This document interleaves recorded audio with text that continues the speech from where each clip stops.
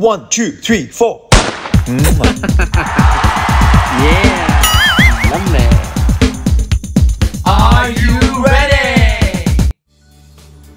So today I want to teach you guys how to make a healthy snack, and I've chosen to make chia pudding. To make chia pudding is pretty straightforward. You're going to need some chia seeds and a liquid. I'm going to use soy milk. I chose Bon Soy, but you could use almond milk or oat milk or regular milk as well. I'm going to measure out 3 tablespoons of chia seeds into my containers. 1, 2, 3. And I'm going to just do 2 different options and talk to you guys about other things that you can do for a nice healthy snack.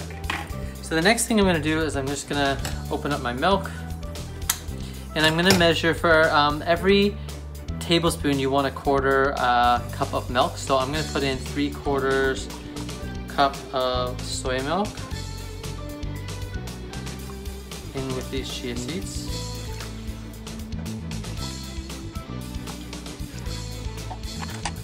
And then just give them a little bit of a stir, and you're going to need to let that sit for about 10 to 15 minutes or overnight, it doesn't matter, and then the chia pudding will be ready, and you can choose what kind of toppings you want to put on top.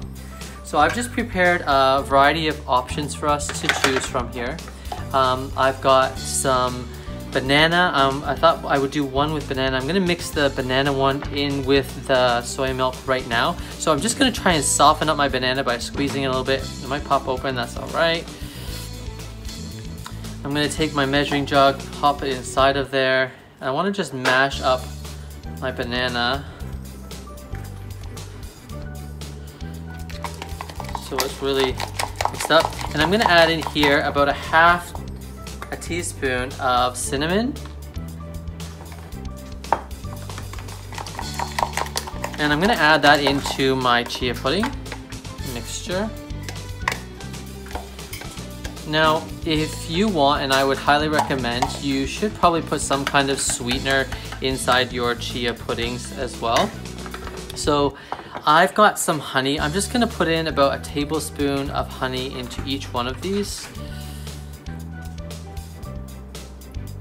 You could use honey like I'm using here, or you could choose to use maple syrup. Both would be a great option. And then I'm also gonna add in a little bit of vanilla. This is optional, you don't have to add that in. Maybe about a ½ teaspoon of vanilla inside of them as well. So those are gonna sit, like I said, and gel up. And while that's happening, I'm going to prepare the toppings. So just make sure you have a nice clean work surface, so wipe it all down.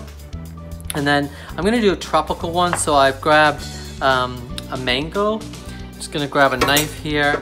For the mango, when you cut a mango, you wanna cut, there's a seed that goes through the middle, so you wanna just try to cut on one side of that seed. After you've cut through, you're just going to slice it in straight lines. Not all the way through, but all the way to the bottom. And then you're gonna cut it on an angle, like so. And then you can flip it open and you can release these pieces of mango off of the skin, so they're really nice bite-sized pieces to put on top of your chia pudding.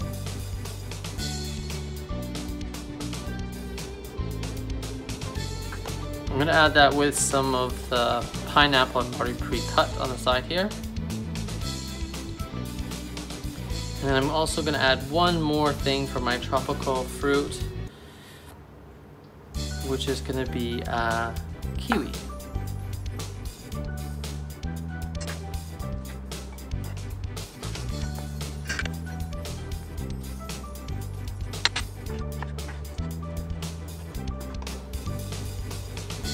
There we have a nice tropical mix.